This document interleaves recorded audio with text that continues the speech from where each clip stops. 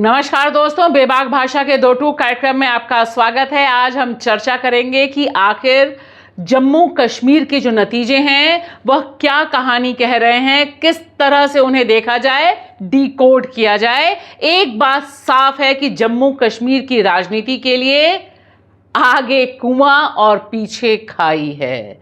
जी हां, जितना भी फील गुड हो जाए, आप और हम, भारतीय जनता पार्टी या फिर इंडिया गठबंधन, हकीकत यह है कि वहां राजनीतिक तौर पर आगे कुआं है तो पीछे खाई है। यानी बहुत ही कठिन डगर पर जम्मू कश्मीर की राजनीति आने वाले दिनों में चलने पर मजबूर होगी। और इसका साफ साफ इशारा उमर अब्दुल्ला ने जो सीधा पहला बयान दिया है उससे तय हो गया है। उन्होंने दो टूक शब्दों में कहा कि 370 की वापसी, यह तो कहीं से भी एजेंडा नहीं है। यानी यह बीते दिनों की बात है जिस पर अब राजनीति नहीं खेली जा सकती। दूसरा इंपॉर्टेंट स्टेटमेंट जो उनका है वह यह कि जो भी बनेगा मुख्यमंत्री, और उम्मीद है कि उमर अब्दुल्ला बनेंगे मुख्यमंत्री, उन्हें केंद्र से, मोदी सरकार से, अमित शाह जी से प्रेम मुलाकात, मेल मिलाप यानी कॉर्डियल रिलेशंस बनाकर चलने होंगे। यह एक बड़ी मजबूरी है और यह साफ साफ शब्दों में उन्होंने कहा है कि इसके बिना कश्मीर की जनता ने जो वर्डिक्ट दिया है उसके साथ न्याय नहीं हो सकता है।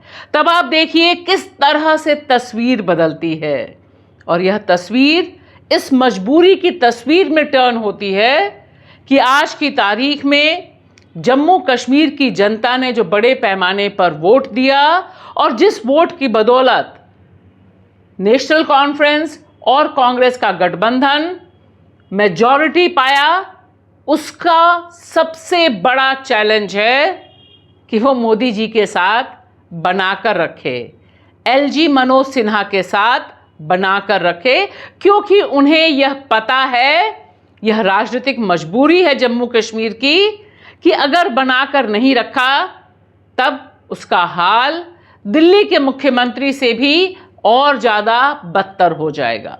और दूसरी बड़ी चुनौती यह है कि भारतीय जनता पार्टी अंततः जम्मू कश्मीर में सबसे अधिक वोट शेयर हासिल करने वाली पार्टी बन गई है।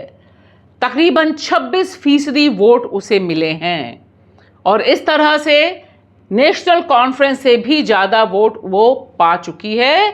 और यह एक बहुत अहम डेवलपमेंट है जम्मू कश्मीर घाटी का। यहाँ पर हम सब जानते हैं कि उसे जितनी भी सीटें मिली हैं वे सब जम्मू क्षेत्र से मिली हैं, जिसको डीलिमिटेशन के जरिए उन्होंने वहां का शेयर बढ़ाकर 43 सीट्स किया था। लेकिन मामला सिर्फ जम्मू तक का ही सीमित नहीं है। यहां जिस तरफ मैं इशारा करना चाहती हूं, ध्यान से देखिए, ये वे तमाम इलाके हैं जहां से बीजेपी चुनाव लड़ी कश्मीर घाटी में। और इसमें जिस तरह से चुनाव प्रचार हुआ, वह चुनाव प्रचार और उसे जो 2.2 वोट परसेंटेज मिला है कश्मीर घाटी में, सिर्फ 18 सीटों पर चुनाव लड़ने के बाद, वह एक दूसरे ढंग का संकेत भी दे रहा है। मैं ग्राउंड रिपोर्टिंग के लिए बेबाक भाषा की तरफ से शोपियान भी पहुंची थी और वह शोपियान जो लंबे समय तक एक बिल्कुल कश्मीरी रेजिस्टेंस का प्रतीक रहा है, वहां पर सबसे ज़्यादा बैनर जो आपको दिखाई दे रहे हैं, जो प्रचार चल रहा था वहां की मस्जिद के सामने भी, वह भारतीय जनता पार्टी का था।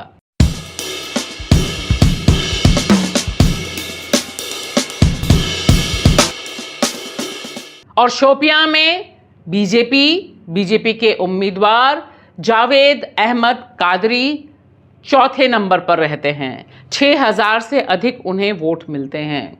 यहाँ से जीते इंडिपेंडेंट हैं शबीर कुले, जिनसे हमने बात भी की थी, और उन्होंने अपनी बातचीत के दौरान यह बताया था कि किस तरह से भारतीय जनता पार्टी ने कश्मीर घाटी के भीतर भी अपनी गहरी पैठ बनाई है, खास तौर से 2019 के बाद। लिहाजा आज की तारीख में जब हम जम्मू कश्मीर के चुनाव परिणाम के ऊपर बात कर रहे हैं, इस ओर बात करना और यहाँ जो बीजेपी की स्ट्रैटेजी है इसे समझना बेहद ज़रूरी है। और देखिए, यह है ब्रिजबिहारा, जो दरअसल पीडीपी का गढ़ माना जाता था, जहां से महबूबा मुफ्ती ने अपनी बेटी इल्तिजा मुफ्ती को चुनाव में उतारा।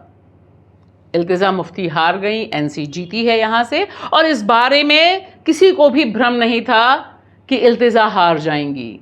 लेकिन इल्तिजा के बाद तीसरे नंबर पर यहां भारतीय जनता पार्टी रही है।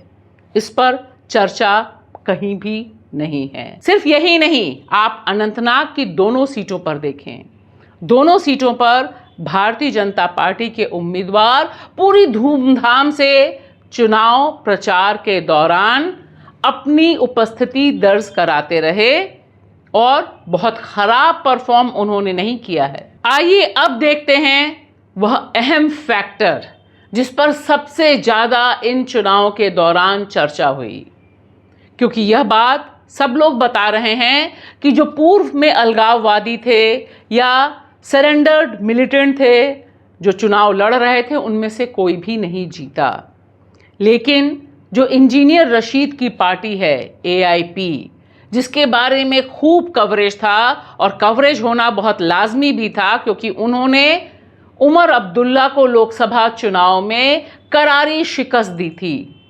35 सीटों पे AIP चुनाव लड़ी थी, 10 में जमात समर्थित कैंडिडेट्स थे, और इन दोनों का अलायंस अगर आप माने तो 45 सीटें वैसे बनती हैं, लेकिन 3-4 सीटों पे वहां पर फ्रेंडली फाइट भी थी।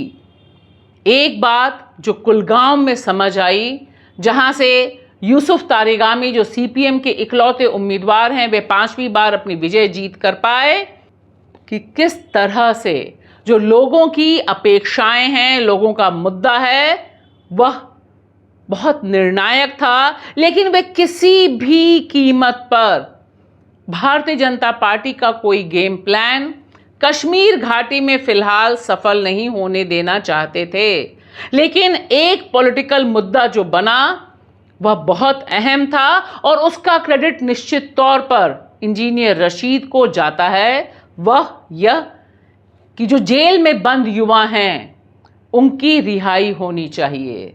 लिहाजा आज की तारीख में जब हम जम्मू कश्मीर में NC कांग्रेस की जीत पर जश्न मना रहे हैं, तब क्या यह जो सबसे बड़ा मुद्दा है, सुलगता हुआ मुद्दा है जम्मू कश्मीर का और ख़ास तौर से कश्मीर का, यह कोई पॉलिटिकल सॉल्यूशन की तरफ जा पाएगा, यह भी हमें ध्यान में रखना होगा। और अंत में जिस तरह से जम्मू घाटी में कांग्रेस बुरी तरह से विफल रही और डोडा में आम आदमी पार्टी ने अपनी विजय हासिल की, वह एक दूसरे ढंग का संकेत दे रहा है। कश्मीर और जम्मू के बीच जो कम्युनल डिवाइड है वह बहुत ज़्यादा बढ़ा है। 2024 का चुनावी परिणाम इस बात की तस्दीक करता है कि जम्मू घाटी और ख़ास तौर से जो हिंदू बहुल इलाके हैं, उन्हें कांग्रेस और NC पर बिल्कुल भरोसा नहीं, और यह आने वाले दिनों के लिए जम्मू कश्मीर की पॉलिटिक्स के लिए एक बड़ी चुनौती पेश कर रहा है आज की तारीख में भी। इसीलिए जब प्रधानमंत्री खुश होते हैं और यह कहते हैं कि दरअसल जम्मू कश्मीर के चुनाव परिणाम लोकतंत्र की जीत हैं, तब वह पीछे से अपने एजेंडे को स्टैब्लिश होता हुआ देख रहे हैं, और जो भी सरकार बनने जा रही है वह पूरी तरह से दिल्ली, मोदी और शाह के ऊपर निर्भर सरकार होगी। इस बात को खुद उमर अब्दुल्ला मान रहे हैं। शुक्रिया।